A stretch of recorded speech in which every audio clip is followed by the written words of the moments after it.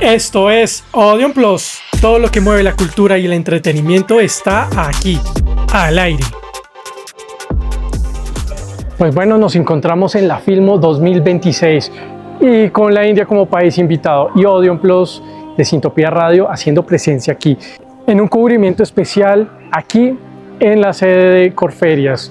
Y tendremos invitados especiales, grandes autores que nos van a contar acerca de sus libros y en estos lanzamientos aquí en el marco de la Filmo 2026. Bienvenidos.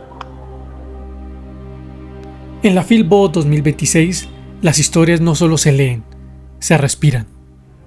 Entre pasillos llenos de palabras y miradas curiosas, nos encontramos con autores que no solo escriben el presente, lo cuestionan. Dos de ellos atravesados por una misma inquietud, la inteligencia artificial. Desde una mirada crítica, el fin del control humano nos advierte que el poder ya no está en nuestras manos. Mientras que un mundo que ya fue imaginado nos enfrenta a algo aún más inquietante, aprender a vivir en un futuro que ya llegó.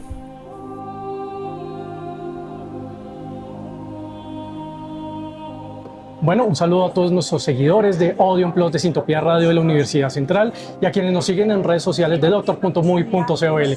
Y hoy en la Feria del Libro, y no pueden faltar los autores que pues nutren esta feria tan importante, no solo en Bogotá, sino en Colombia y yo creo que también en Latinoamérica. Y hoy tenemos el gusto de tener a Alejandro Toro, que es un investigador que ha estado detrás de muchos temas relacionados con la paz, si no estoy mal. Sí. Y hoy lanza un libro muy interesante que habla de la inteligencia artificial. Alejandro, bienvenido. Andrés, un abrazo para ti, saludo a todas las personas que se conectan, que nos ven y feliz de estar en este ambiente literario, intelectual, sobre todo de reflexión mundial. Así es. ¿Por qué la inteligencia artificial? Bueno, realmente la gente piensa que el libro que escribí, que se llama El fin del control humano, piensa que tiene que ver con tecnología. No, realmente es un botón de pánico a la humanidad. Quiere ser un semáforo y no una ambulancia lanzando la alerta, principalmente en tres temas: en el tema laboral, en el tema de armas autónomas letales y en el tema de posthumanismo. Y cómo nosotros pues evitamos que la inteligencia artificial inclusive nos reemplace, que es lo que digo en el libro. Tu libro empieza a plantearnos un escenario donde la tecnología ya no lo utilizamos como una herramienta, sino ya empieza a tomar decisiones. ¿En qué momento la dejamos de usar y le estamos dando pie para que decida por nosotros? Pues por donde queramos escoger. Tengo tres grandes planteamientos. En el tema laboral, ya la Organización Internacional del Trabajo dice que se podrían perder en Latinoamérica hasta 40 millones de empleos. Wow. La promesa que le hacían a la gente era que si usted iba a la universidad y estudiaba, y los papás decían muy emocionados, lo único que le puedo dejar a mi hijo es el estudio. Pues ahora resulta que los primeros empleos que comienzan a perderse son, por ejemplo, los programadores junior, sí, los diseñadores. Entonces se comienza a dar ese impacto real. Y en el tema de las armas autónomas letales, hoy tenemos una noticia que recibimos hace 2 días.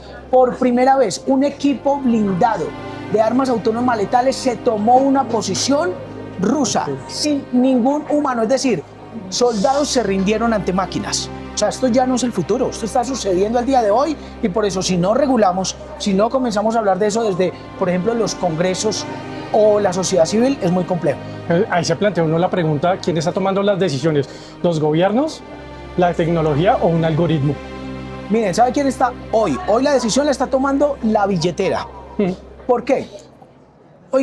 Hoy 5 grandes empresas, Big Tech, sí, OpenAI, Microsoft, Google, Elon Musk, son los que están tomando las grandes decisiones por encima de los gobiernos. Y los gobiernos entraron en una competencia tan desaforada por miedo. Entonces, claro, Estados Unidos dice, yo paro si para China. Entonces China dice, no, yo paro si para Estados Unidos. Y el otro dice, yo paro si para la India. Ningún gobierno quiere detenerse, pero luego está la competencia entre las grandes empresas, a cuál avance más rápido hasta la superinteligencia, que es donde yo digo ya vamos a desaparecer como humanos. Entonces hoy la decisión la están tomando 5 empresas en el mundo y no hay quien los frene. Pero eso quiere decir que nos enfrentamos a una crisis de gobernabilidad, porque ya no son los gobiernos que están tomando las decisiones, sino son un nicho muy cerradito, ¿no? Claro, ese es el último capítulo del libro. Justamente se llama Gobernar lo Ingobernable. Okay. O sea, ¿cómo logramos nosotros, a partir de todo esto que está sucediendo, establecer al menos unos marcos? Primero, en lo más urgente. ¿Por qué? Porque nos hemos planteado, en el caso de Colombia, se presentó un proyecto, yo soy congresista de la República, y se presentó un proyecto de ley macro, un proyecto de ley sombrilla. Okay. Pero yo creo que mientras se aprueba una ley se demora mínimo 2 años para aprobarse en el Congreso generalmente. Y eso es el tiempo suficiente para que la tecnología no supere. ChatGPT ya va en 5.3, desde que inició hace 2 años. O sea, nosotros no hemos aprobado un proyecto y ya tenemos ChatGPT, ya tenemos el avance de Gemini, ya tenemos todo lo que sucede. Entonces yo lo que propongo es que deben haber proyectos para lo más urgente: el empleo, armas autónomas letales, la utilización o clonación de la voz o de rostros, que eso debe ser un delito penalizado. Entonces, lo que dices es completamente cierto. Hoy estamos ante una ingobernabilidad porque los gobiernos van demasiado lento. Así es. Y hay otro factor y es el impacto social que tiene esto. Y tú hablas de un impacto a la clase media y a la movilidad social. Podemos hablar que la inteligencia artificial se puede convertir en un factor de desigualdad. Mira, hoy ya ni siquiera vamos a hablar de desigualdad económica, vamos a hablar de desigualdad evolutiva. Porque en el tercer capítulo hablo del caso de Neuralink. Neuralink, una empresa de Elon Musk, que ya le instalan a alguien cuadrapléjico un chip y comenzó a mover el cursor en un computador. Pero ya otro está jugando Warcraft, también solo con la mente. Eso es para personas que necesitan repararlo, o sea, digamos, esa es reparación.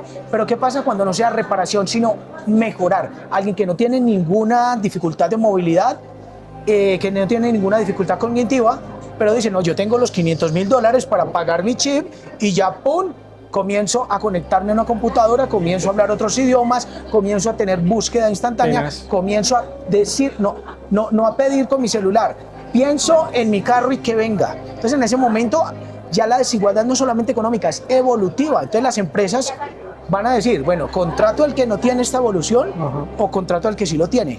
Eso ahí. Y luego está el tema laboral. Este libro tiene una ventaja y es que es el primer libro que comienza a discutir sobre el impacto en Latinoamérica, no en Europa, no en Estados Unidos. Cuando alguien pierde el empleo en Alemania, tiene un subsidio del 70% de su salario 2 años y reconversión laboral con cursos. Sí. Aquí, donde tenemos 58% de informalidad, ni siquiera el sistema se da cuenta cuando alguien se queda sin trabajo. Así es. Cuando Rappi comienza a trabajar y la señora que vende los chuzos en la esquina, o que vende los pinchos, o que vende los perros calientes, se queda sin trabajo. Eso ni siquiera hay quien lo vea. Sí. Y va a ocurrir algo que la gente va a pensar que es porque es muy de malas, que es mala suerte haberse quedado sin trabajo. No, hoy hay un sistema que está dejando sin trabajo millones de personas y por eso digo que puede haber hoy una brecha mucho más grande y una simetría económica muy grande. Bueno, pero desde lo gubernamental se podría también trabajar para incluir a esas personas dentro del conocimiento alrededor de la inteligencia artificial. ¿No sería una salida? Lo que pasa es que hay un problema o una diferencia en torno a lo que fue la revolución industrial y esta revolución. La revolución industrial duró 80 años. Esta se está planteando que el impacto va a ser en 8 años. Y luego la revolución industrial sí creó millones de empleos y quitaba cientos de miles de empleos. Aquí estamos hablando que se pierden 5 empleos y la inteligencia artificial podría recuperar 1 empleo. Entonces, se acaban los diseñadores y se acaban los programadores y claro, sale el ingeniero de prompts, o sea, que es un nuevo cargo. Pero eso es 2 a 1. Entonces el impacto es tenaz. Entonces va a ser muy difícil lograr reemplazar. Por eso hoy se habla del ingreso básico universal o la renta básica universal. Es decir, listo, entonces si nos va a dejar sin trabajos, estas mega empresas deberían poner una bolsa para que esa gente reciba, o todo el mundo inclusive reciba un salario básico. Con la dificultad aquí en Colombia o en Latinoamérica, que tendrían que hacerlo las empresas, los gobiernos no tienen cómo asumir ese costo. Pero también es un tema de adaptación, porque pasó en la revolución industrial. Incluso, vayámonos hace 30 años, cuando entró la tecnología, la computación, que se perdieron muchos trabajos. Los que estudian taquigrafía, eso se murió. El correo, o sea, ya el correo está en desuso, el correo físico, el telegrama incluso. La sociedad tiene que adaptarse a lo que llega. Eso es, digamos que, de la naturaleza de nosotros, nos tenemos que adaptar. El punto es que, ¿dónde está la legislación para organizar eso, para que el impacto no sea tan fuerte? Porque es que aquí de 80 años a pasar a 8, claro, el impacto va a ser muy fuerte. Por eso se ha hablado del tema de el ingreso básico universal, que yo creo que no debe ser básico, porque mucha gente estaría contenta en que sucediera. El problema no es que nos quedemos sin trabajo, el problema es que nos quedemos sin salario. La señora que lava platos 12 horas, pues dirá feliz. O sea, Claro. yo no soy, mi proyecto de vida no es lavar platos 12 horas. O sea, qué bueno que entonces llegue y haya un salario básico universal o un salario digno universal, o como decimos ahora, un salario vital, vital universal, estaría chévere. ¿Por qué? Porque ponle el tema del empleo. Se dice que en el 2035 podría ser ilegal manejar un carro, un humano. ¿Por qué? Porque ¿cómo le vas a confiar la vida a un humano que se emborracha, que tiene microsueños, que puede fallar, que no tiene el nivel de reacción de un auto autónomo, que en el 2040 va a ser ilegal que un piloto maneje un avión? Entonces, ¿cómo logras reemplazar la cantidad de conductores en el mundo? Exactamente. Ahí va a ser mucho más complejo, y por eso yo creo que sí tenemos que ser mucho más creativos, porque si no nos adelantamos a eso, lo que va a pasar es que va a haber multimillonarios, mucho más millonarios los que manejan los algoritmos, pero sí va a haber una clase todavía más empobrecida, Claro. en las periferias de la economía. Y no solamente hablando económicamente, sino intelectualmente, porque se convierten en unas élites que manejan los PROM, que manejan el acceso a esa tecnología, y los que no pueden o los que no, digamos, no tienen las habilidades, pues se van a ver relegados. Parece una nueva clasificación social. Exactamente, ¿no? Esto es lo que digo. O sea, va a haber una asimetría evolutiva. O sea, la primera vez que vamos a comenzar a regular sobre la evolución los congresos de la República. Nunca en la historia de la humanidad nos habíamos preguntado si regular sobre la evolución. En el libro, aquí les doy un datico pues chévere, cada capítulo comienza con una historia para que la gente se conecte, porque esto no es un libro para tecnócratas, ni es un libro para personas que hayan finalizado una maestría o un doctorado en inteligencia artificial. Sí. Por eso comienza con historias. Y hay una historia que proyecto de el último humano. O sea, ¿cuál va a ser el último humano? Porque cuando comiences a reemplazar, entonces te comienzan a reemplazar tus neuronas y te comienzan a reemplazar tu visión, porque esto es una mejora. Esto es una mejora la humana. Pero y ahora con inteligencia artificial, que la inteligencia artificial, la idea es que te va a dar la posibilidad de que hagas Zoom tú mismo y escojas y grabes y nada se te olvide, pero eso ¿quién lo va a poder pagar?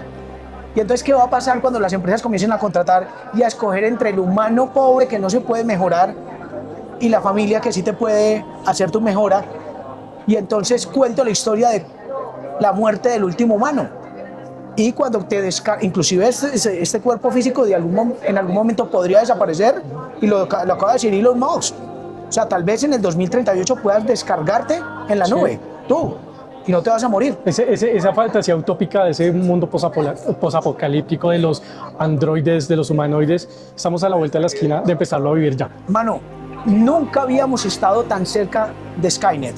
Sí, tal cual. Sí, ¿te gusta el tema de cinéfilo? Todo, Yo Robot, Skynet, el hombre bicentenario de Robin Williams, todo lo que veíamos como una película ya está a la vuelta de no la es que esquina. viene, mucho ya está. Te estoy diciendo, las armas autónomas letales, ahí toco lo que puede suceder que en Gaza. ¿Y qué pasa? Tenemos el problema del sesgo. Palantir, que es la empresa que mira, que es muy simbólico que los dos nombres de las dos grandes empresas militares del mundo de algoritmo hayan escogido al Señor de los Anillos. Palantir, que era la especie de celulares del Señor de los Anillos, estos círculos, esferas donde se comunicaban y Sauron los dominaba y eso. Palantir es la empresa hoy más grande de Peter Thiel, y la otra se llama Anduril, que es la espada de Isildur. Una es la mente del espionaje y otra es la que está haciendo las armas. Qué curioso. Alejandro, muchísimas gracias por estos minutos. Bueno, muchísimas gracis. Recuerden el film del control humano de Editorial Planeta, del sello bronce, y lanzamiento el próximo 3 de mayo aquí en la Feria Internacional del Libro. Un abrazo. Seguimos con autores y seguimos en una línea muy interesante que está en boga, y es el tema de la inteligencia artificial y todo esto de la tecnología. Tenemos el placer de tener a una escritora que ya en su 8º libro, lanzado en la Feria Internacional del Libro de Guadalajara, que eso es mucho decir, eso es palabras mayores, y hoy la tenemos aquí en la Feria del Libro de Bogotá, Laura Montoya. Laura, bienvenida, ¿cómo estás? Muy bien, muchas gracias, muy contenta de estar compartiendo con ustedes hoy aquí. pues acabando de llegar aquí a la Corriendo, Filco, corriendo. corriendo, pero de eso se compone la vida, y más hoy en día, de eso trata inclusive mi libro, del acelere con el que vivimos hoy en día. El acelere, la tecnología, que no pasan 2 meses y ya, esto ya, en los celulares, todo cambia, todo cambia. Todo cambia. Mi libro se llama Un mundo que ya fue imaginado precisamente por eso, porque estamos viviendo en un mundo que hace muchos años los autores imaginaron y crearon, y lo que parecía realmente pura literatura ya se convirtió en realidad. Es una realidad. Entonces la ficción ya se atrasó y la realidad la alcanzó. Y el mundo va tan rápido que mientras uno espabila cambia y se pierde como esa facilidad o ese tiempo para uno discernir, descansar, comprender, entender, porque pues el mundo va a grandes velocidades realmente. Tú tienes la experiencia de haber estado, como me decías hace un rato, detrás de cámaras y conocer esa transición de pasar de lo público a lo privado, hablando de de lo la televisión. análogo a lo De lo digital, análogo a de lo lo digital. público a lo privado, de lo privado a la descentralización de la televisión con los canales regionales. En 40 años, mira, curiosamente, eso fue, digamos, como el detonante de todo esto. Ahí voy Ahí fue el para eso. detonante. Porque primero, uno cree cuando trabaja en los medios que todo tiene mucha lógica y se va metiendo en un mundo que la tecnología le va llegando y hemos cambiado mucho, por Dios. Es que lo que hace 40 años se dio la descentralización de la televisión en Colombia y lo que era hace 40 años no es ni sombra de lo que es hoy. No. Nosotros somos una generación de oro porque nos ha tocado asistir a todos los cambios que ninguna otra generación le Es ha verdad. tocado asistir.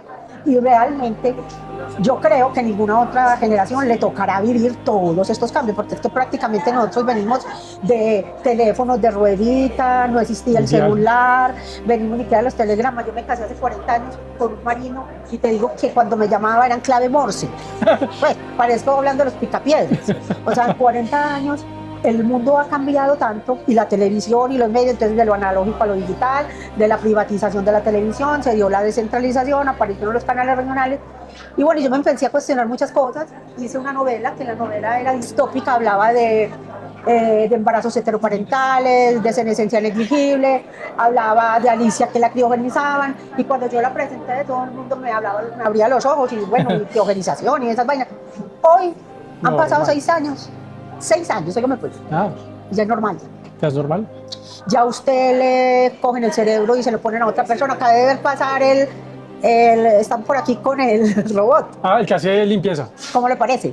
En los centros comerciales hay robots que ya están aquí en Bogotá, haciendo de vigilante. Sí, sí, sí, Pues, ya. y a mí que me tocó ver los supersónicos, que veíamos todas esas cosas. Que eso parecía lejano, No, utópico, Eso. ya real. ya es real. ¿Qué hecho concreto te llevó a pensar esto ya está pasando y lograr este libro? Bueno, entonces una cosa llevó a la otra, o sea, ver el ritmo de la tecnología cómo cambiaba, que lo que hoy es ya no es mañana, que lo que mañana es ya no es pasado mañana, todos esos cambios tan abruptos, el libro que yo había escrito y yo dije, no, esto más que escribir sobre el futuro, creo yo que hay que hacer es como una reflexión de Sí. lo que está pasando en el presente. Porque nosotros como seres humanos es muy chévere, o sea, que las máquinas aprendan todo lo que hacen los humanos, pero es muy diferente que los humanos empezamos a hacer como máquinas. Y el libro es eso, es una reflexión, más que contar todo lo que ha pasado, hasta dónde hemos avanzado, porque pues muchos autores lo han tratado. 1984, que lo escribió George Orwell, hablaba de todo eso. Y el que escribió Un Mundo Feliz, Pero ya también. estamos viviendo, es curioso Por eso, que imagínese, y cada día se acelera más estos procesos evolutivos póngase usted a tecnológicos. pensar, claro, los niños, a nosotros nos tocó la evolución, dígame los que nacieron y ya están metidos en toda esta carrera, porque es que es cuestionarnos. Yo pienso que el libro llama a eso, a que la gente piense, se cuestione.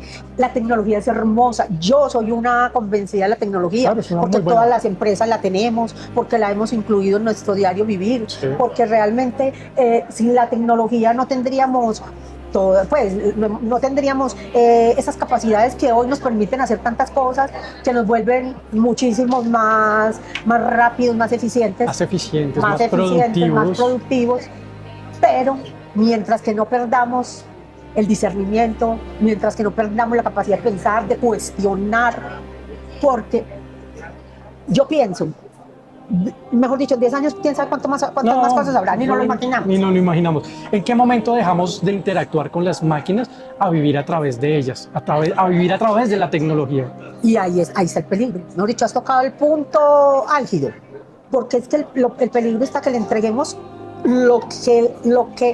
pues cosas que solamente son de los humanos, que se las damos a la tecnología. En Sí. ese momento, nosotros se cambian los papeles, la máquina empieza a pensar como el hombre y el hombre como la máquina. Lo que nunca van a poder igualar es ni el alma ni el sentimiento. Entonces el sentir, la capacidad de la nostalgia, La el conciencia. amar, la conciencia, ahí. Pero como esto es como, de más que te ha pasado, te paras como en la playa, a ver el mar y vas viendo que se va viniendo el agua y uno es feliz ahí viendo el agua. Cuando menos pensó subió la marea y le llegó al cuello y no se dio ni cuenta. Así estamos nosotros. Así estamos en un tsunami tecnológico que nos puede llegar a reemplazar si no nos ponemos las pilas. ¿Tú crees que nos van a reemplazar las máquinas? No, tampoco creo que hasta allá lleguemos, porque yo pienso que tenemos que tomar conciencia que es como una herramienta, ¿cierto? Sí. Una herramienta la que hay que utilizar, la que hay que tener. Hay muchas carreras. China acaba de cancelar más de 150 carreras. Pero por eso, pero que fotografía, que diseño, que no hay cuántas más. Pero ¿dónde está el cuento? De que si tú estudias fotografía, hombre, utiliza la inteligencia artificial al servicio de mejorar esa fotografía. Porque nos está invadiendo la tecnología a tal punto que la misma inteligencia artificial está reemplazando funciones tan básicas para nosotros como es la memoria. Porque ahora la memoria se está filtrando a través de algoritmos, de la tecnología. ¿Y qué pasa con los algoritmos? Los algoritmos le empiezan a mostrar a usted lo que a usted le gusta. Entonces usted sigue en ese ritmo ahí, en ese punto sin fin, porque usted empieza a saber lo que a usted le gusta, lo va llevando, lo va llevando. La memoria, o sea, la mente es un músculo y si tú no lo ejercitas, se atrofia. Así es. Entonces, ¿qué pasa? Que nosotros estamos cómodos. Como ya no tenemos que pensar casi, entonces nos volvemos perezosos mentales. Perezosos mentales. Tú hablas con una pasión muy buena de tu libro, de lo que estás escribiendo, porque se nota que te gusta. ¿Cómo logras mezclar este tema de la tecnología, de la realidad, con ese factor emocional para lograr enganchar al público con tu libro? Pues precisamente eso, haciendo como un llamado, y es lo que yo quiero, que los que lean el libro, digamos, validen y encuentren en el libro eso, Sí. que les suscite ese interés, ese pensar, que nos detengamos un momentico a pensar y a decir, bueno, la tecnología es súper importante, cada vez va a ser mayor, nos estamos adaptando cada vez más, quién sabe cuántas cosas más van a venir, pero utilicémosla al servicio de la humanidad sin perder la esencia de lo que somos, de ser humanos. Porque es que la humanidad no se puede, los seres humanos no nos podemos pues entregar a salir fácilmente, porque nada raro que las máquinas dentro de un futuro Y cortico. han llegado a decir que las máquinas destruirán al hombre. Pues ese es el futuro distópico que uno leía en Orwell, que ahora ya es que estamos a la vuelta de la esquina en que la tecnología ya nos domina. Ahora, el punto es, ¿qué tanto vamos a estar dispuestos a entregarle a la tecnología, ¿no? Yo creo que es una de las reflexiones en toda esa discusión de la todo el inteligencia. libro es eso, es una reflexión, porque él empieza contando, se divide en 6 partes y empieza contando desde que realmente era como todo como una utopía. Sí. Pues desde que los escritores imaginaban futuros y se quedaban ahí, pero nos vamos viniendo hasta que ya la realidad superó a la ficción, Sí, total. hasta que el ser humano tiene que enfrentarse a sí mismo y ver su realidad como ser humano, la ficción que llegará Ya estamos empezando a ver y otras el formas, ¿no? futuro, claro. Porque es que esto es secuencial. Lo que pasa es que, mira, uno antes recordaba los números de todo el mundo. Llegó el celular, se nos olvidaron los teléfonos. Es que ni el de uno a veces, ¿no? Es que es Porque uno no le llama. la pereza mental. La pereza mental. Esa es la excusa, ¿por qué uno no se llama? Así, la calculadora. Cuando llegó la calculadora, a mí no me tocó calculadora chiquita y tengo 60 años. Me tocaba unas cositas que uno jalaba y era una maravilla y aparecía 3 por 2 y le ponían un imancito y caía. Imagínate, pues, es como si uno hubiera vivido en la era arcaica. Pues Pero- es que contarle uno a los nietos de hoy a los hijos, mire, es que esto pasó, nosotros, y eso parece como si uno la estuviera en un museo, dice, esta puede ser donde No, fue es que es que vivió. sencillo. Póngale un teléfono de dial de De dial. disco y un joven de ahora, nacido en los últimos 10, 15 años, no sabe qué es eso. No, yo pienso que todos tenemos una responsabilidad social muy grande y las universidades más. Sí, así es. Más, porque hay que inculcarles a los jóvenes, mira, es que antes a uno le tocaba ir a una biblioteca, ya ni siquiera eso, ¿no? Ya copy y pegan, porque no se toman el trabajo y lo que le dicen es palabra de Dios, que también hay... Ese es otro problema. Ese es otro problema, ¿no? Es que esto tiene tanto de largo como de ancho, aquí no se puede quedar hablando 50.000 cosas, porque es que en un momento, yo pienso que estamos en un momento muy coyuntural. Así es bueno. Los hombres volvemos máquinas, sí. Exactamente, pero no hay que dejarle la conciencia a una máquina. Creo que ese es el mensaje acá. Así es. Laura, muchísimas gracias por estos minuticos. Ay, gracias a ti, muy Y- querido. Pero la feria también guarda historias que duelen, relatos que nos confrontan con lo más profundo, los secretos, la culpa, las decisiones que no tienen vuelta atrás. Ahí aparece una historia desgarradora, donde el peso de lo vivido no desaparece, solo se transforma.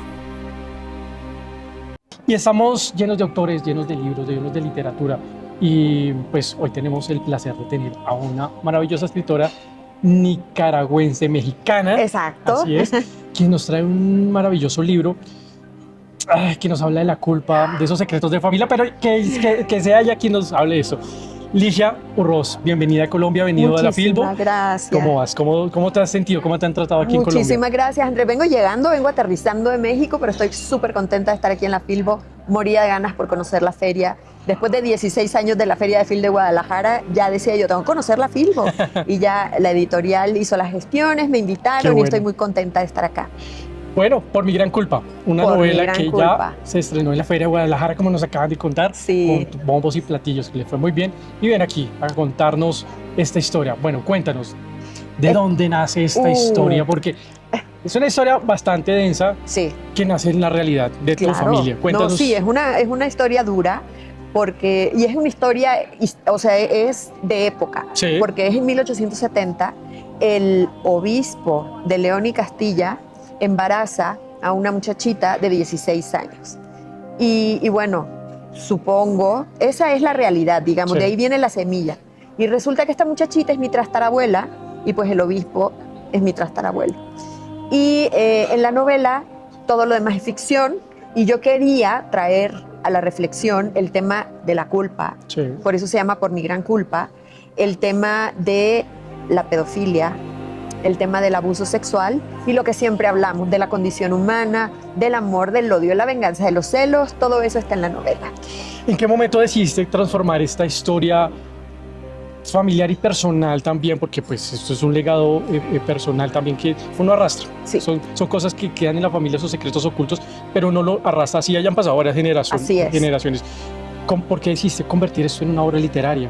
Porque fíjate que mi novela anterior se llama Somoza. Somoza, Y sí. Somoza es los últimos años de la dictadura del general Anastasio Somoza Ujú. de Baile.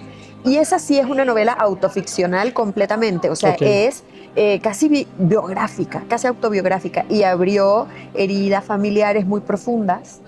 Y esa sí fue como lo que yo quise escribir para hacer esa Sí. novela.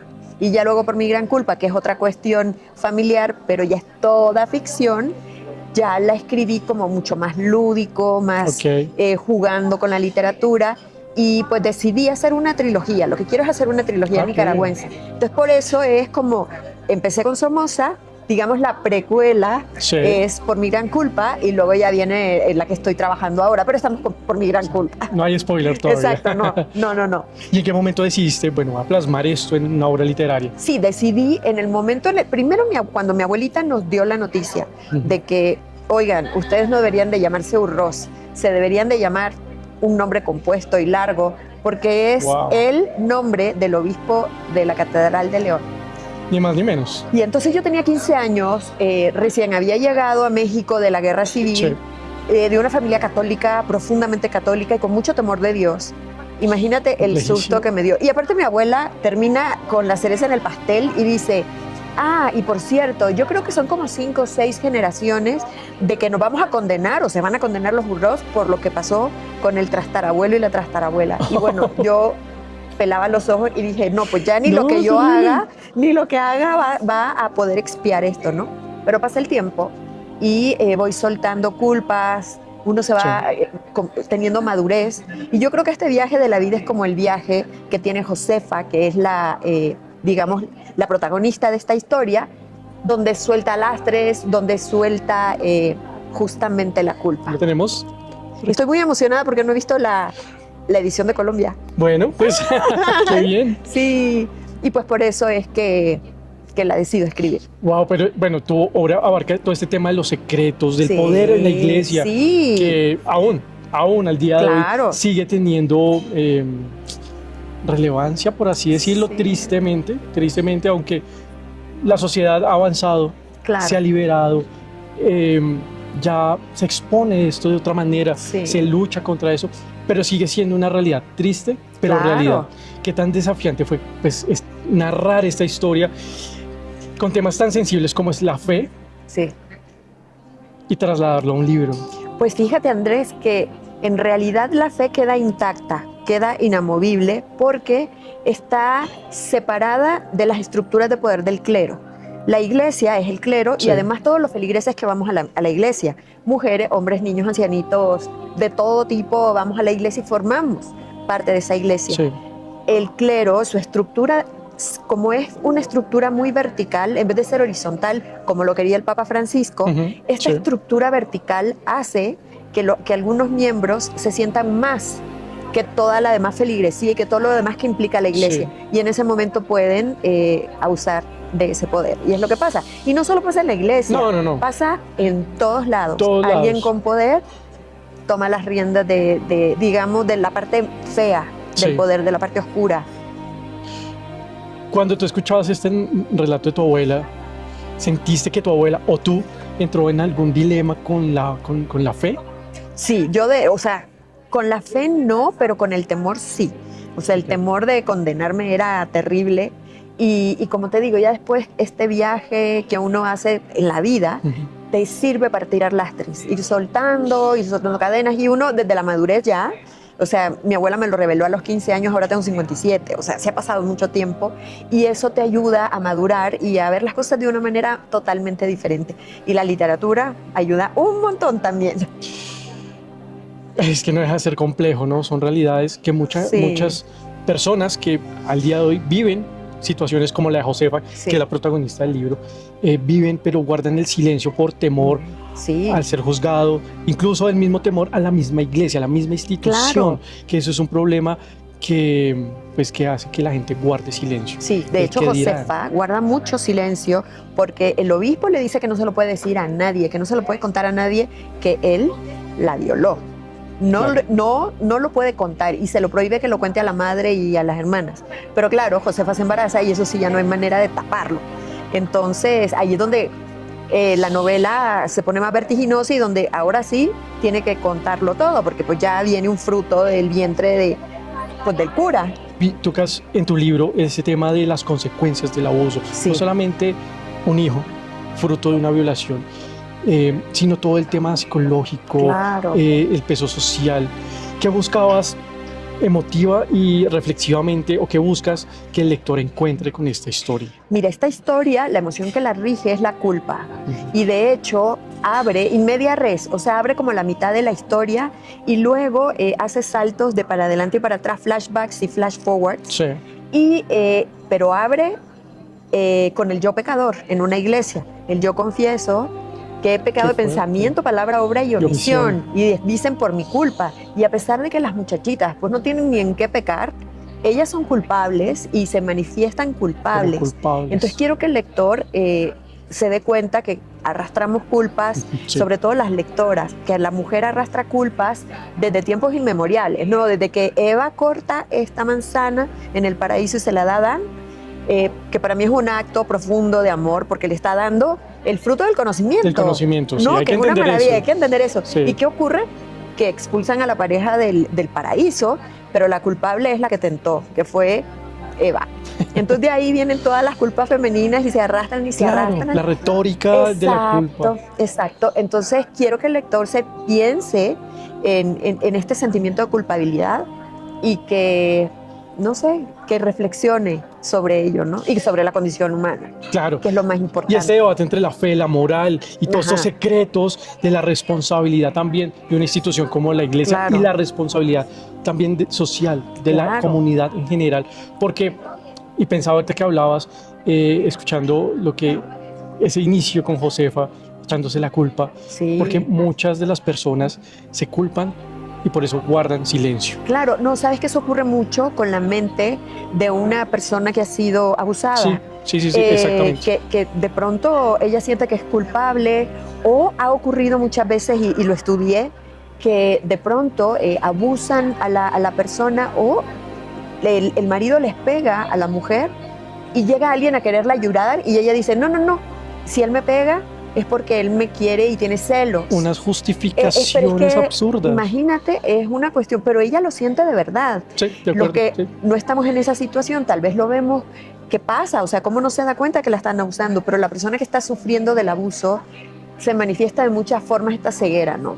¿Tú Es crees muy que duro. la literatura y tu libro ayuda a construir o a romper más bien todos esos silencios, todas esas barreras que históricamente han tratado de proteger, entre comillas, esas injusticias? Sí, creo que sí, porque en realidad creo que la novela, en cierta manera, habla de algo que se tapa. Sí. Se tapan los crímenes que ha cometido el clero contra jovencitas y jovencitos, y para mí es necesario hablar de esos crímenes, de esa pedofilia, y te digo que no nada más en el clero, sino No. que es en todos lados. Todas las instituciones de poder Exacto. tristemente caen en eso, y estamos Sí. hablando de Y es bueno todas, hablar de eso. de todo. Pero se tiende a callar esos temas. Claro. a Y ocultar. fíjate que yo creo que la literatura no debe ser panfletaria. La Eso sí, eso es literatura diferente. no te debe de decir a qué debes de pensar o qué ideología tener, porque para mí ya se sale de la De literatura, acuerdo. sino es un panfleto y eso no me gusta, ¿no? Yo creo que si vas a hablar de ciertos temas, que salga de la boca o de los sentimientos de cada uno de tus personajes. De hecho, el omnisciente o el narrador de mi novela nunca tiene juicios de valor y nunca propone ningún juicio de valor. Cuenta. Y los que sienten y sí tienen ideologías y sí Sí. tienen juicios de valor son los personajes. Entonces ya el lector dirá que decide, ¿no? Por la lectura misma y por las Así es. reflexiones mismas que les pueda llevar la lectura del texto. Wow. Es complejo. Muy complejo. Es complejo, pero me parece muy acertado que autores como tú Gracias. logren llevar un libro que permita que muchas personas que le llegue el libro o lo puedan comprar, que vean esta entrevista, se empoderen Sí. y tengan esa voz y esa fuerza Ujú. para denunciar, porque es que Claro. mucha gente guarda silencio O sabes que de buscar ayuda, o buscar la ayuda. buscar alguien que te sostenga, porque No es que soy pensar en un abuso y llevártelo solo una debe ser persona una sola, cuestión es muy pesada. compleja, muy compleja. Sí, Y el tema de la culpa, que es lo que claro. está aquí de manera principal en el libro, pero pesa mucho. Pesa Y hay muchísimo. que liberarse de esas culpas. Así es. Creo que ese es el truco para las personas que han vivido esas situaciones, es liberarse de las culpas. Y bueno, tienen un buen ejemplo para tomar fuerzas, diría yo. Así es, porque aparte en la novela, no quiero spoilear, pero son 3 hermanas. Es Josefa la protagonista, Dolores la hermana mayor Sí. y Genoveva la hermana menor. Genoveva es una libertadora, que uno se da cuenta de ella hasta el final de la novela, pero cuando lleguen ahí me van a dar la Bueno. razón. Para terminar, tú has construido toda una carrera a través no solamente de la escritura, sino de la investigación. Sí, Tú eres una investigadora, porque también ha hecho trabajos de investigación muy interesantes. Ajá. ¿Cómo ha influido esa mirada de la investigación a la hora de contar tus historias? pues fíjate que yo soy economista de profesión y en la economía se investiga un montón. Claro. Y luego hice un máster en economía en Londres, pero luego hice máster en literatura porque no me quedo quieta, me encanta el ¿Qué? estudio, máster en literatura comparada y me gusta mucho, mucho estar investigando, estar estudiando. Y para esta novela, que es una novela histórica, pues imagínate toda la investigación para el tema, porque tiene que ser riguroso, uno no puede meter la pata Tal en cual. los temas históricos. Entonces creo que para mí es una maravilla. De pronto podía pasar, no sé, 3 semanas investigando algo, por ejemplo, de cómo eran los navíos que viajaban de Vigo a Nicaragua Ujú. para escribir un parrafito. Wow. Entonces sí tiene mucho rigor de investigación y eso a mí me llena de orgullo porque me gusta muchísimo esa parte. Qué bueno. Bueno, Ligia, muchísimas gracias por estos minuticos, por esta explicación tan bonita y gracias por un Gracias. libro que le permite a la gente pues empoderarse de algún modo. Muchas gracias, Siempre Andrés, poder. muchas gracias. Gracias por estar aquí en Bogotá, en Colombia, Al en la Filbo. contrario. Bienvenida siempre con tus libros. Esperamos pendientes del siguiente de esta trilogía. ¿Y dónde podemos conseguir tu libro? Va a estar en el stand de Hachette, Ok. en la Filbo. Y ya luego, pues ya supongo que Larus y Hachette lo estará distribuyendo. Perfecto. ¿Tienes alguna red social para quienes Sí. quieran conocer más de tu trabajo? Claro que sí. En Instagram tengo @LigiaUrroz y en Twitter, bueno, X, @LigiaUrroz y también en Facebook igual, Ligia Urroz. Todas las Bueno, redes. Muchísimas gracias pues por mi gran Gracias a culpa. ti. Un libro que no solamente cuesta un cuento, una historia, sino que nos abre la mirada y nos genera más preguntas acerca de quién somos, del silencio, de las estructuras de poder y que le permita a la gente soltar, abrir su corazón, liberarse de la culpa y por qué no hasta denunciar. Y es cuando los libros dejan de ser historias ajenas y se vuelven espejos. Dos obras que invitan a detenernos y pensar distinto, a cuestionar lo que somos. Donde nace el karma nos sumerge en un ciclo donde la culpa, la memoria y la reencarnación se entrelazan, obligando a su protagonista a enfrentar una y otra vez las consecuencias de sus actos. Pues bueno, bienvenidos nuevamente a Audion Plus, un espacio donde exploramos no solamente las ideas, las historias y esas voces que nos dan forma a nuestra cultura. Y en el marco de la Filmo 2026, hoy nos acompaña un autor colombiano que ha decidido cruzar las fronteras entre la ciencia, la filosofía y la literatura. Un bibliotecólogo de formación apasionado por el conocimiento y la reflexión sobre las realidades, ha dedicado su vida al estudio de la información y la relación con el pensamiento humano. Y hoy, con su más reciente obra, ¿Dónde nace el karma?, nos propone una pregunta inquietante. ¿Qué pasaría si la muerte no fuera el final, sino el comienzo de un ciclo donde debemos enfrentar las consecuencias de nuestras propias decisiones?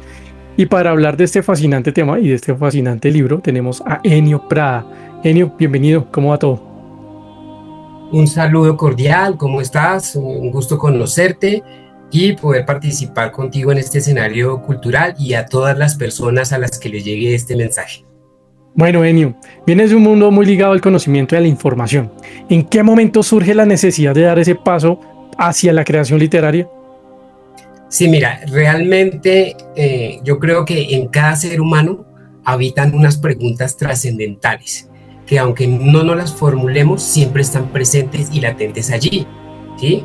Y una de esas preguntas es el sentido de lo que vivimos y si las decisiones que nosotros tomamos continuamente tienen algún tipo de impacto. Creo que estas preguntas han acompañado a lo que es la historia humana en todas sus civilizaciones y simplemente esto ha habitado en mí durante mucho tiempo hasta que llegó un momento en que lo quise externalizar de manera literaria mediante la composición de un entramado que vincula la filosofía desde la ciencia ficción. Súper. Tu novela plantea una visión muy particular y ya entrando un poquito más en detalle el libro sobre la reencarnación. ¿Cómo nace la idea de abordar este tema justamente desde la ciencia ficción y no como ese enfoque tradicional que nos muestran otros libros desde ese enfoque tradicional, repito, o lo espiritual? Sí, mira, digamos que en todo el desarrollo de la narrativa de ficción hay, digamos, codificado un elemento que subyace, que es uno de los mensajes más contundentes que quiero manifestar, y es que nosotros, este cuerpo, esta materia, es una ánfora en la cual se contiene una conciencia, un alma, un espíritu. Es decir, que nosotros esencialmente somos algo más allá de lo que es esta limitación física, y nuestra ciencia es la libertad, ¿sí? Que nosotros venimos a un plano físico con todas sus particularidades, limitaciones, sufrimiento, el tiempo que va deteriorando esta ánfora, pero que el karma finalmente no es un castigo, es un aprendizaje que a veces se disfraza de dolor, pero que no significa que si nosotros vemos la existencia de un ser humano promedio, pongámosle 100 años, eso es un soplo en lo que es realmente el tiempo del universo. Nosotros cuando vamos transitando por un camino y vemos una roca, esa roca tiene miles de años y en comparación de términos de tiempo, nosotros no somos nada ante una roca, a ese nivel vamos. Pero dentro de nosotros hay una energía tan poderosa que hace que concibamos pensamientos y los pensamientos finalmente confluyen con energía. Y esa energía es la esencia vital que compone nuestra conciencia. Entonces, nosotros esencialmente, si tenemos que retornar a algo, es a esa divinidad, a esa madre conciencia, a esa gran energía que vinimos aquí simplemente a experimentar una de las formas de existir, que es en este plano. Pero estamos llamados a ser conciencias estelares libres para viajar entre dimensiones en el universo y vincularnos con el todo, o con, como lo dice la religión, con Dios. Tú atraviesas muchos temas filosóficos de distintas doctrinas, de distintas corrientes, de dónde, o sea, te pegaste de qué filosofías para, pues, y por lo que te escucho, has estudiado bastante. Y que a propósito, aquí en el marco de la Filbo, la India es invitado de honor y trae todo ese conocimiento ancestral de ellos, y veo que también atraviesas esa filosofía, ¿no? Sí, hay elementos esenciales de lo que es el hinduismo, digamos, es una de las cunas filosóficas religiosas donde recae la rueda del samsara, es decir, el eterno retorno para un aprendizaje. Sin embargo, lo que hice fue vincular esta doctrina religiosa ancestral de los hindúes con unas posiciones, digamos, poco ortodoxas de algunos autores, en los cuales menciono Carlos Castaneda y Freixedo, quienes manifiestan que hay un problema en esa mecánica de estar retornando eternamente, nacer y morir, porque nos quedamos tal vez atrapados en un ciclo donde se nos vende la idea de que nosotros venimos aquí a resarcir los errores que cometemos, los pecados que hayamos realizado, pero que cuando nacemos se nos hace un borrado de memoria cuando somos, digamos, infantes, no recordamos si realmente eso es.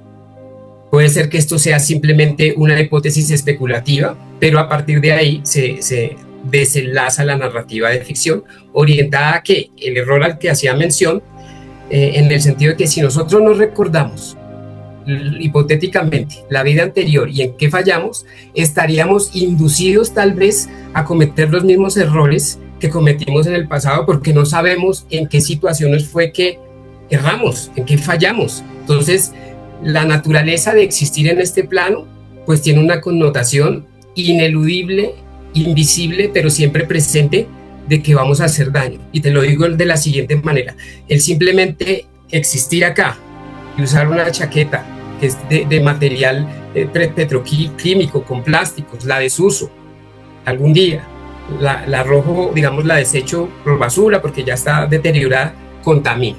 Cuando tomamos un vasito de agua, ese cartón contamina. Tal vez vamos caminando y hay una hormiguita y la pisamos y no nos damos cuenta. O sea, es inevitable causar daño en este escenario.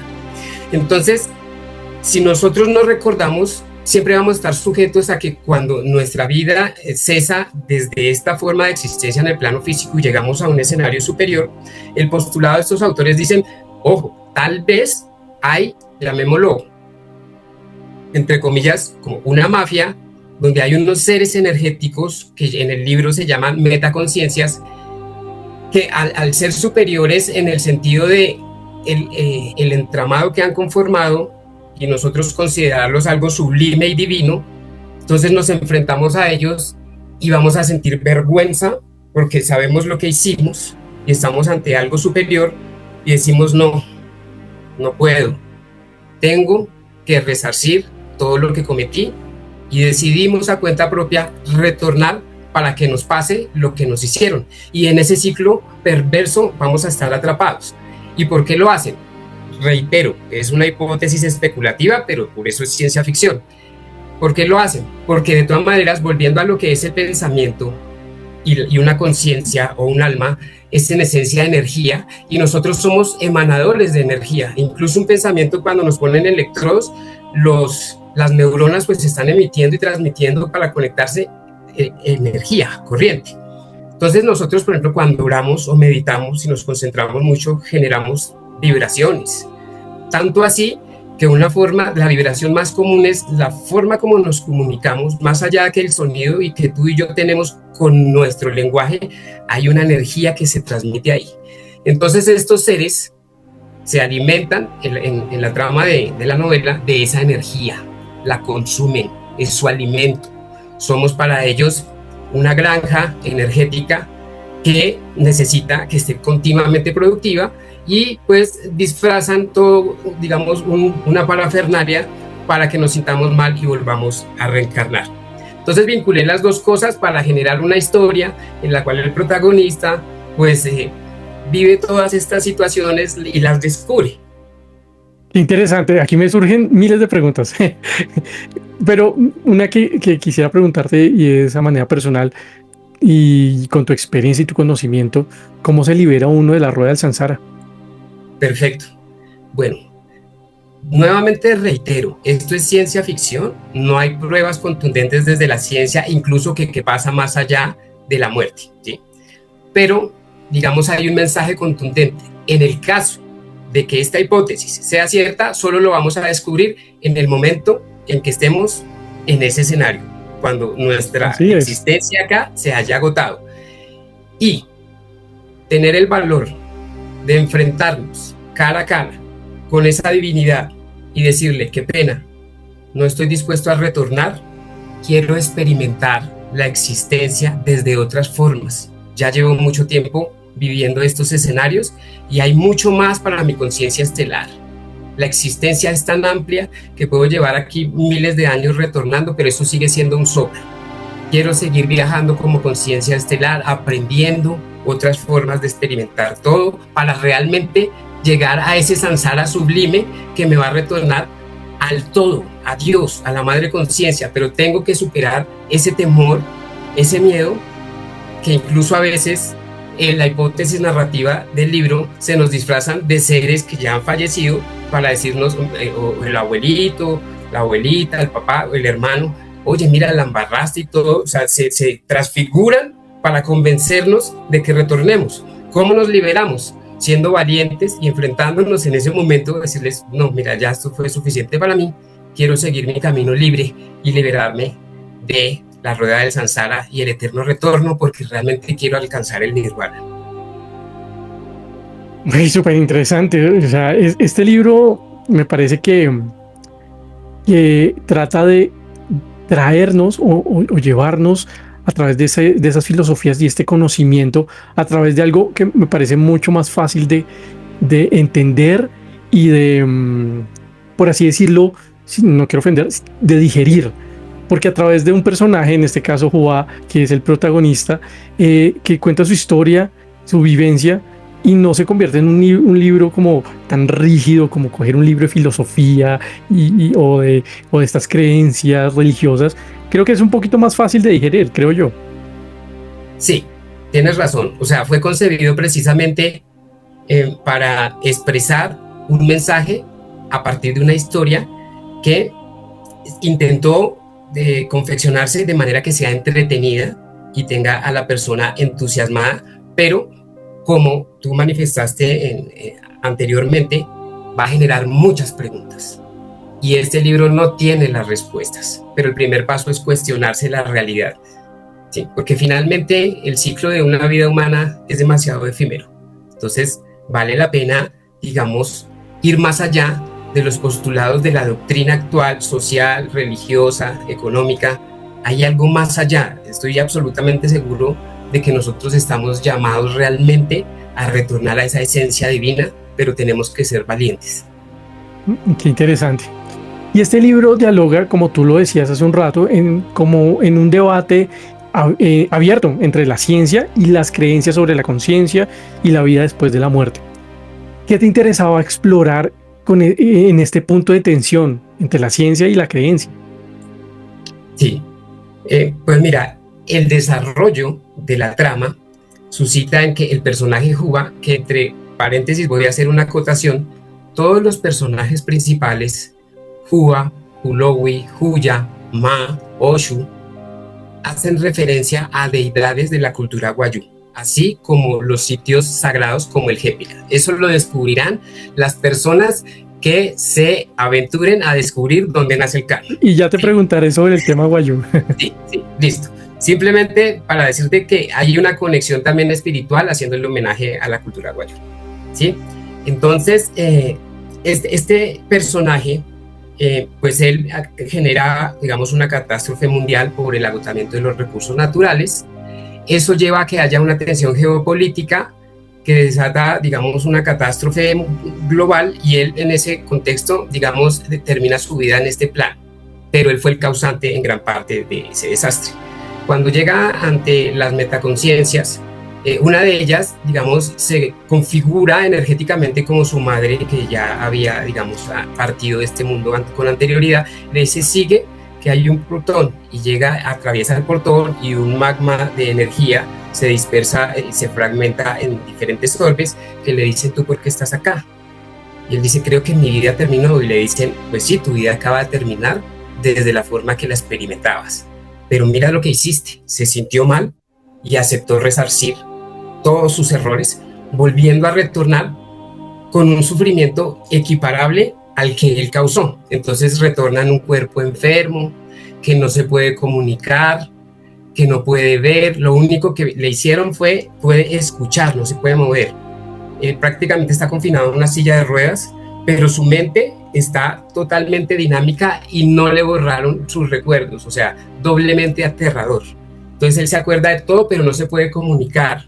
Entonces todo lo que pasa en un escenario donde él habita, digamos, con su madre, y todo lo que se dice de él, y él siendo totalmente consciente de lo que está pasando, pero no se puede expresar. Entonces, en medio de ese sufrimiento que él generaba, que obviamente es una situación terrible, una noche se acostó y se desdobló. Y en ese desdoblamiento llegó al plano astral y se dio cuenta que de él estaba saliendo una energía, y miró hacia alrededor, y de varios planetas salía energía, y se dio cuenta en ese momento que somos emanadores de energía que alimentaba a esas conciencias. Entonces, cuando él termina esta vida, digamos, de sufrimiento, después de mucho ir y venir, se revela, ¿sí? Se revela y le dicen, no, tranquilo, entonces te vamos a enseñar a ser como nosotros.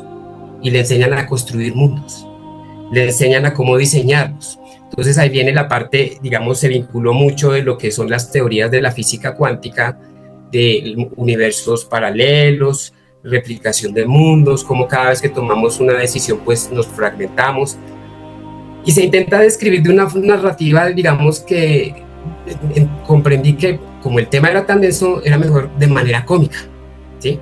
Cuando él recibe esas enseñanzas de un ser, de una de esas metaconciencias, le decían, mira, es que esto es así, y le dices, ¿estás entendiendo? Y él, sí, pero por dentro él decía, no estoy entendiendo nada, sobre la marcha miraré qué hago. Posteriormente le enseñan a cómo poblar el mundo, o sea, cómo capturar esas conciencias estelares que viajan en el universo. Les decían, vengan conciencias, le ofrezco la oportunidad de vivir una experiencia en el plano físico con sus limitaciones, el tiempo, la vejez, la gravedad, no puedes teletransportarte, nada de eso. Ven y vive la experiencia, y ella es ahí tan interesante, y además pues vivirás, ¿qué? Por ahí 2 ciclos, 300 años. Ven que eso no es nada, y ella se emocionaba, sí, quiero vivir la experiencia en el plano físico, y aceptaban venir y entraban en el juego, ¿sí? Entonces le enseñaron cómo hacer eso, cómo replicar mundos, pero como él y su primer mundo, el que creó, que lo llama el mundo primigenio, se enamoró de su obra, porque él la amó. Hizo varios, pero el primero fue especial, tanto así que dijo, no, pero yo no puedo permitir que este juego continúe, todas esas conciencias que he atrapado y están en ese ciclo, voy a hacer algo para por lo menos que mientras vivan en este plano tengan armonía. Y para eso, entonces voy a traer a una profeta. Entonces busca con quienes interactuó en su vida pasada, entonces a su madre, cuando él era, digamos, una persona enferma, que a su vez había sido su amante cuando él generó la catástrofe. Es decir, dato curioso, él se concibió a sí mismo en el vientre de la mujer que amó, nació un bebé que él se autoconcibió, porque cuando llegó a pagar su karma, nació en la mujer que él había fecundado. Listo. Entonces la buscó para que sea profeta, le generó un entorno, digamos, privilegiado para que ella evolucionara como profeta. Y ella cuando llega, entonces intenta primero controlar el mundo, entonces instaura la economía, la religión, como esquemas de control social. Pero finalmente pues ella vive una serie de situaciones y se da cuenta que no logra encontrar la armonía para el mundo, sino que simplemente logró controlarlo mediante un dogma. Juba, digamos, dice, no, fracasamos con Pollowy, que es, digamos, su mamá y su amante en la primera vida. Dice, ¿sabes qué? Necesito retornar al mundo hecho carne. Dame un hijo, dame una hija, le dijo, para que la hija, que era su primer mamá, la primer mamá primigenia, cuando él, digamos, generó la catástrofe, volviera a retornar y buscó a su padre inicial para que ellos, digamos, concibieran un nuevo bebé y él retornara como un Dios hecho carne. Sin embargo, esto significaba violar las leyes que estaban establecidas por parte de las metaconciencias en un lugar sagrado asociado a la cultura guayú que se llama el Jépira, y él no le importó porque amaba tanto, y entonces él asume el riesgo de retornar hecho carne, es descubierto y vuelve entonces nuevamente al samsara y al eterno retorno.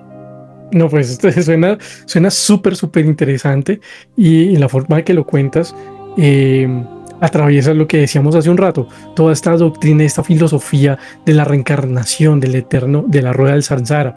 Y también en la novela parece girar en torno a la idea de que no podemos escapar de las consecuencias de nuestros actos. ¿Tú crees que esta es una reflexión también sobre el mundo actual? Mira, primero pues habría que mencionar lo que es el concepto del libre albedrío, y me voy a, digamos, alejar un poquito de lo que es la narrativa de la obra. En lo personal, yo soy convencido de que las decisiones que nosotros tomamos en la vida sí gobiernan nuestro destino, ¿sí? Digamos que sí tenemos libertad, aunque hay limitaciones y hay circunstancias que nos rodean y amoldan nuestra realidad, porque no es lo mismo nacer bajo un privilegio a nacer por allá en una tribu africana donde ni siquiera hay agua y no hay educación y no hay alimentación, y los niños están desnutridos. No es lo mismo. Pero, digamos, volviendo al tema que subyace en el libro, sí se plantea que de todas maneras las acciones que nosotros realizamos afectan un equilibrio natural, y este equilibrio nace cuando rompemos a partir de nuestras acciones, afectando a los otros y al mundo en el que habitamos. Y en ese sentido, pues no desaparecen nuestras acciones, sino que se transforman y vuelven hasta que las enfrentamos. O sea que, digamos, esa causa-reacción que plantea la ciencia, pues vuelve nuevamente. O sea, pero aunque nosotros tengamos la capacidad de decidir y de asumir uno las consecuencias que hacemos, siempre va a ser cíclico, porque es que la misma ciencia plantea que si tú tiras una pelota, va a rebotar, ¿sí? Yo si profiero una mala palabra a alguien, pues esa persona por lo menos me va a mirar de cierta manera, así, o me podría decir algo, pero su lenguaje corporal se va a afectar. Entonces, pues la invitación es intentar y procurar hacer el menor daño posible, aunque va a ser imposible, ¿sí? Porque pues estamos llamados a ser agentes de daño para el planeta, para el ecosistema. Incluso a veces lastimamos a alguien sin quererlo, pero pues lo lastimamos. Entonces las decisiones pues es algo que al igual que una causa y una reacción, siempre están allí, y tenemos que por lo menos tomar conciencia de que tenemos que, en cierta manera, recibir de lo que damos. Ahí está, creo que dijiste la palabra clave aquí, y es conciencia. Es tener conciencia de los actos, de las consecuencias, y de que, bueno, cada cual desde sus creencias, si existe un mundo más allá, pues que hay en este caso, un karma, o alguien que va a juzgarnos y que eso tiene sus consecuencias. Yo creo que aquí la palabra clave es la conciencia. Y bueno, y ya para adentrarnos un poquito más en el tema de los Wayuu, incluyes esta referencia a la cosmovisión Wayuu dentro de este libro. ¿Cómo fue el proceso de integración y qué le aporta esta mirada al universo del libro?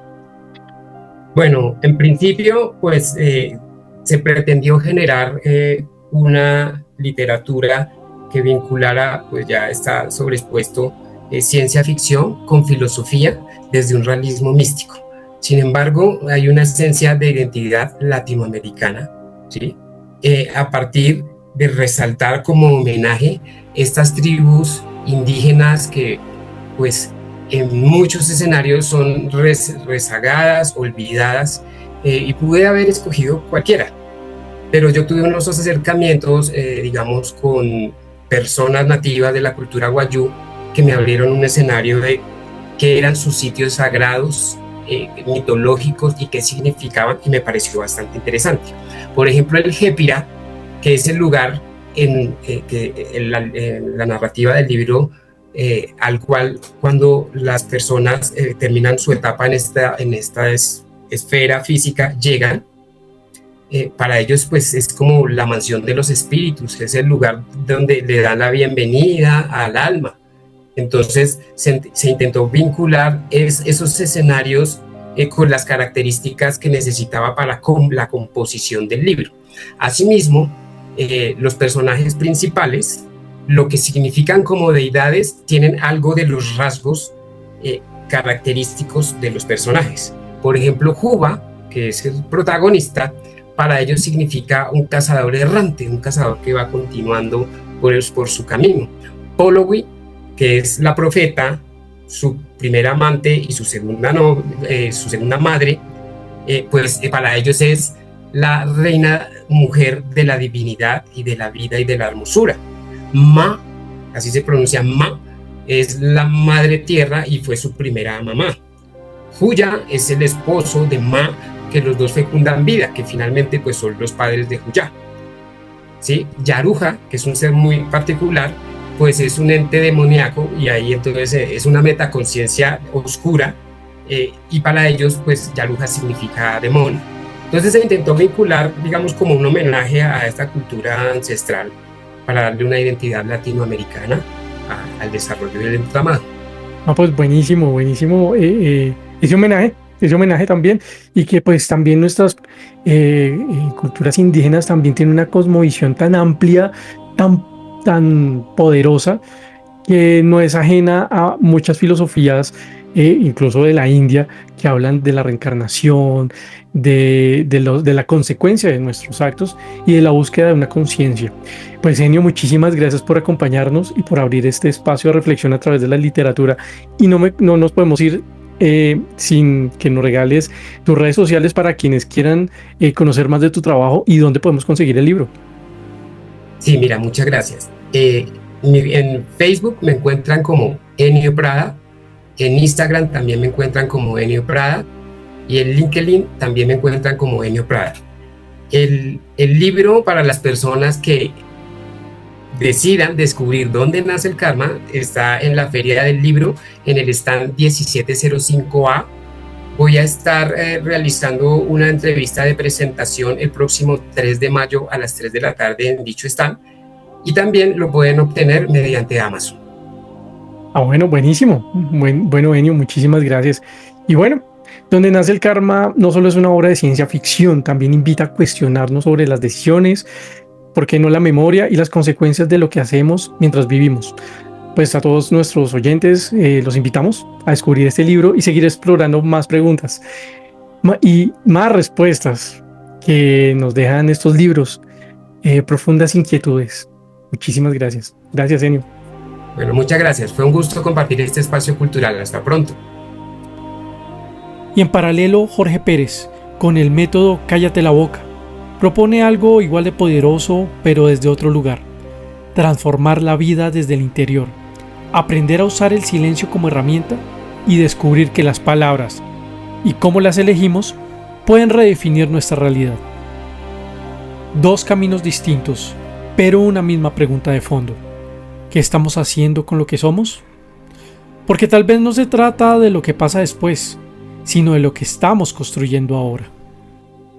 Bueno, y seguimos aquí en la Feria del Libro en esta cobertura especial y pues nos encontramos con autores que de sus vivencias sacan unos libros muy interesantes que quieren transmitir, yo creo que más que sus vivencias, un mensaje, una enseñanza y por qué no, pues no sé, vivencias para que todo el mundo a través de estos libros aprenda algo y por qué no se eviten cosas, ¿no? Y para eso tenemos aquí a Jorge Pérez con su libro El método de callarte la boca. Y es que me encanta ese libro, ese título. Jorge, bienvenido. Gracias por tenerme, Andrés. Muy feliz. Bueno, Jorge, hablábamos detrás de cámaras que esto es un libro que nace de una experiencia personal. No sé si llamarla traumática, pero creo que desde lo poco que te conozco, eres una persona muy espiritual que de algún modo superaste esto y lo transformaste en un libro. Sí, 100%, yo me siento de esa manera. Mis dos padres murieron de cáncer uno tras del otro, mi papá en el 2019, mi mamá en el 2022. Y después de eso, obviamente, me interesó mucho el tema de la genética, ¿no? Porque Sí. Y de ahí me llegó el trabajo de Dr. Joe Dispenza, que es un doctor que hace retiros de meditación y se enfoca mucho en la epigenética, que es el estudio de lo que el estrés le hace al cuerpo. Sí. Y lo que me enteré es que no estamos a merced de nuestros genes. Predisposiciones genéticas se disparan con el nivel de estrés que uno tiene en su vida. O es más, es como puede estar dormida esa enfermedad, pero si vivimos con demasiado estrés, la podemos activar. Y tú vivías en estrés constante, por así decirlo, porque aquí, donde lo ven, manager de artistas en Hollywood. Eso Sí. ya es mucho estrés. Así es, pues, le estaba comentando. Yo tuve el honor y privilegio de trabajar con Jennifer López, Brad Pitt, Ricky Martin, Gwyneth Paltrow, y de verdad que navegar en esos círculos es un ecosistema de mucho estrés, porque todo el mundo tiene miedo de entrar en problema. Entonces, definitivamente el desarrollo personal es algo que yo me metí muy a fondo y aprendí mucho y me encanta. Y sí, aprendí a tener mucho empatía, ¿no? Uno ve la vida de esas celebridades y piensa, pero Dios mío, tienen todo, ¿no? Pero esa es gente muy paranoica, no pueden ir al baño sin que 100 personas te paren. Y eso te crea una realidad bizarra. ¿Y en qué momento arrancaste todo este camino espiritual? Porque eres una persona que, pese a que en el mundo frívolo que parece el mundo de Hollywood, de las estrellas, encaminarse al mundo espiritual, ¿cómo arrancaste ese camino? Mira, yo arranqué bien temprano porque mi mamá era un life coach y a los 14 años me metió a ser un maestro de Reiki, ¿no? Y de ahí siempre tuve esa sensibilidad, pero sí me acuerdo antes de mudarme a Los Ángeles, todos mis amigos de Nueva York me decían, ay, vas a odiarlo, la gente de Hollywood es tan superficial, todos quieren algo. Y yo me acuerdo escucharlos a todos y pensar, gracias por decirme tu opinión, pero eso no va a ser mi experiencia. Y intencionalmente cuando me mudé a Los Ángeles me metí en clases de Kabbalah, me metí a estudios espirituales y conocí a gente muy profunda. Conocí a todo tipo de gente, pero conocí a gente muy profunda y hasta en el libro yo tengo un capítulo de Los Ángeles, porque yo creo que Los Ángeles es como un bootcamp del alma, porque tienes dos opciones, o te frustras porque nunca llegaste a esa meta y tu mejor amigo que está en la clase de actuación sí lo ves en el afiche de Netflix y estás lleno de envidia y rabia, o no te lo tomas en serio y sabes que esta vida es un juego, y eso en Los Ángeles es un lugar muy sagrado que te enseña eso.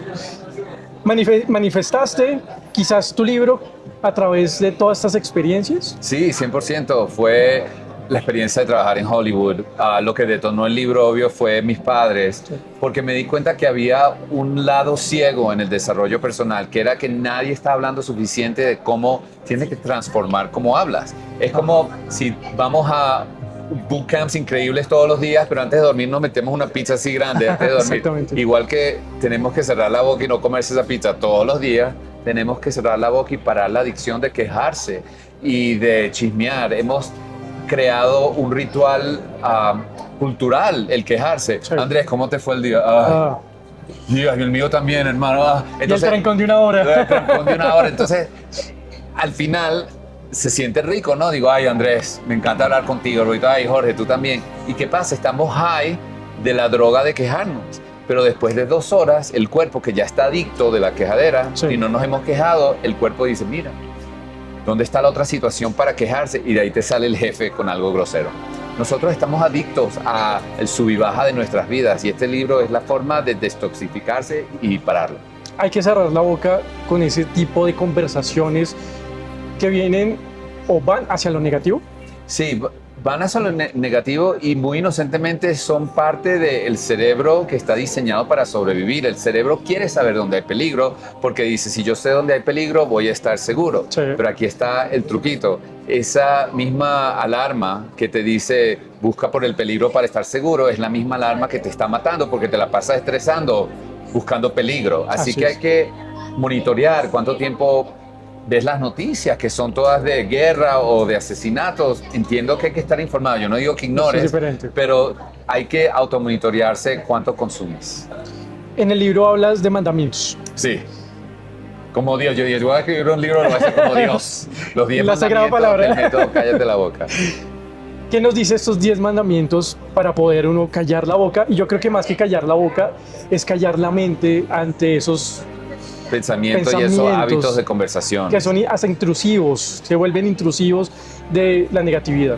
100%. Mira, uno de los mandamientos son por lo menos el primero y como te dije, lo quise hacer de una manera pragmática, no tan seria, para gente que no necesariamente esté muy metida en desarrollo personal, pero el primer mandamiento es si vas a hablar mal de alguien, no uses su nombre, usa mi amigo. ¿Cómo podemos empezar a inyectar anonimidad cuando hablamos mal del prójimo para no matar reputaciones o Es dinámicas y que no nos rebote? El segundo es si entras en una conversación de chisme, lo único que vas a decir es te escucho, o wow, o qué increíble, o entonces Cerrar la boca. no vamos a no escuchar al prójimo, pero no tenemos que añadir esa sazón. El tercero Así es si tienes un problema, cuéntaselo a una persona o a tu terapeuta ya. No tiene que ser 1 o 2, puede ser 5, 6, 7, 8, pero tal vez no 50, tal vez no 100. Y hay un problema ahí con ese, y es que las redes sociales se han convertido en ese, voy a decirlo un poco fuerte, es la cloaca donde todo mundo expulsa toda esa negatividad Sí. y se desahoga, siente algo y se desahoga. Mira, las redes sociales pueden ser obviamente tóxicas, pero también pueden ser muy inspiradoras. Yo veo mensajes y videos muy que dan mucha inspiración en las redes sociales. Esto es un poquito raro, pero las últimas 2 muertes de gente que joven, de 47, 48 años, me he enterado por las redes sociales. O sea, que las redes sociales en dieta, en pequeños hábitos, Sí. pueden ser muy efectivas. Es la adicción a las redes sociales. Todo en adicción es tóxico. Y también hay que aprender a callar las redes sociales, ¿no crees? Claro, tienes que, mira, yo a veces, ellos te agarran, el algoritmo ya sabe lo que te gusta, entonces Sí. uno empieza a ver, tienes que pararlo y decir ya, ponerlo abajo. Y yo sé que, mira, eso es algo muy personal O calibrar los algoritmos para que le boten a una información que uno quiere ver. que no quiere ver. O sea, no todo tiene que ser negativo. No todo que tiene que ser. Y mira, y la forma en que hablamos de las cosas, si decimos que las redes sociales son tóxicas, eso es lo que vamos a experimentar. Yo en el libro hablo mucho del efecto del observador. Esto es algo que está probado científicamente, que cuando tú ves al átomo con los electrones, si tú miras afuera, esos electrones desaparecen. Sí. El observador, tú y yo, al observar algo y decir lo que es, de alguna manera, colapsamos que sea realidad. El Así es. vecino, si decimos que ese vecino, ese me va a hacer algo malo, no le tengo confianza, estamos literal colapsando olas y partículas para que esa persona termine siendo de esa manera. Cuando yo conozco a alguien que no me cae bien, Andrés, lo primero que yo digo es, yo voy a estar tan equivocado de ti. Mentalmente me Claro. lo digo, porque no quiero estar correcto. Si creo que eres un ladrón, si creo que me vas a herir, entonces Qué buen lo que truco. encuentro es que cuando digo eso, empiezo a contemplar mira, no sé qué está pasando en su vida personal, cómo fue criado, si yo le acuerdo a su papá, que hay tantas cosas, uno puede reformar su narrativa. Y libera. Creo que ese pensamiento libera a las personas de esa carga de estar pensando en que me van a hacer daño o la misma carga emocional, hasta energética, del chisme, Claro de la que sí. noticia mala. Claro. Y aprender a coger estos hábitos o implementando los 10 mandamientos. ¿Son 10? Son Yo dije 10. 10. Son 10, Son 10 mandamientos. Nos puede liberar y aligerar la vida. Es que, mira, es increíble. Este libro es como como si estás por la calle y ves una culebra y te asustas, ¿no? Pero después ves más cerca y es una soga. Trata de convertir eso en una culebra de nuevo. No, aunque puedes internar tu Meryl Streep más increíble del mundo, ya sabes que es una soga. Este libro te hace sentir, te hace ver que ya cuando descubres que todo es tu narrativa, nunca vas a poder ir atrás, nunca vas a ir por ahí. La gente, yo me emociono más, no de conseguir lo que quiero, pero de ver quién soy cuando no consigo lo que quiero. Wow. Cuando me recuerdo de cuando alguien me cancelaba un trabajo o una cita que me enojaba en un 10 y ahorita es como un 2 porque sé algo mejor va a venir, porque el universo me está cuidando. Y te lo juro que de ahí un amigo me llama y me dice, tengo un ticket extra para un concierto de Coldplay esta noche, perdón, yo, ¿cuál puedo ir? Sí, o tal vez una noche que uno puede estar solo, y qué rico es estar solo y estar en su propia compañía. O sea, yo sé y yo creo que el universo siempre me está cuidando y cuando algo no sale es por mi mejor. Cuando sufrimos por lo que no conseguimos es porque creamos una historia de que si hubiéramos conseguido eso, nuestra vida hubiera sido mejor. Pero eso es ciencia ficción, eso es la mente que nos engaña, que crea una película de, ay, si ella te hubiera dicho que sí, te hubieras casado, tú no sabes nada de eso. Y la ansiedad que produce eso, que se termina el cuerpo somatizando y se transforma en afectaciones físicas, ¿no? Por eso es que ese fue el génesis del libro, que yo me puse a pensar mucho en la vida de mis padres y cómo mi papá tenía tanta rabia y hablaba de la injusticia que pasó en Venezuela y mi mamá en sus temores del dinero, de la infancia. Y no digo que lo han debido haber hecho diferente, lo que ellos tuvieron su camino, eso es algo que estuvimos hablando tú y yo, que yo nunca le diría a alguien que lo está haciendo incorrecto, todo el mundo tiene su proceso. Este libro es una invitación con mucho amor y desapego, es más, el mandamiento número 10 es, antes de decirle a alguien que se calle la boca, tú cállate la boca.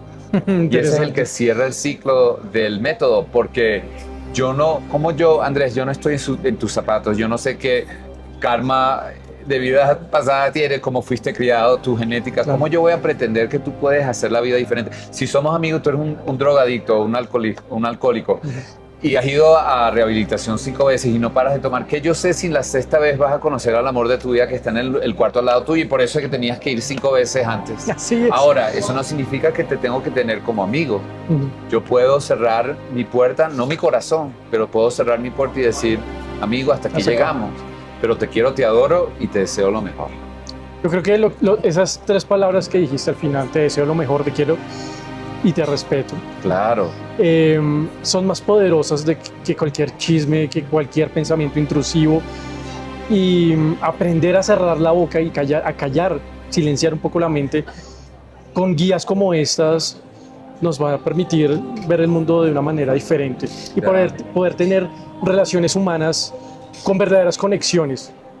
No necesariamente que se logren o amistades cercanas o relaciones de pareja, pero sí relaciones con los demás, con el mundo, con el vecino, con el que pasa a 2 metros en el bus. Mira, esta mañana yo estaba tratando de entrar a una entrevista al lado de donde viene la gente internacional y no abren hasta las 10 y hay un señor que trabaja ahí, un pan de Dios, Manuel. Y el señor tiene que ir por y yo caigo en mi libro, yo voy a ser estudiante de mi libro toda mi vida, ¿no? Y yo con esa cólera, el reportero adentro, yo mandándole texto a mi publicista, nada grosero, pero así, miran, vamos a tener que hacer, finalmente ese señor me dijo, señor, está abierto, pero en el lado del arco, puede ir por ahí. Y yo lo miro, y por mí no escucharlo, él me estaba dando la respuesta, pero yo estaba con mi empeño que tengo que ir por ahí. Y de ahí fui por 2 otras puertas donde no me dejaron y me venían y me decían, señor, no. Y yo, en vez de salir con reactividad o grosería, lo miré al tipo de decir.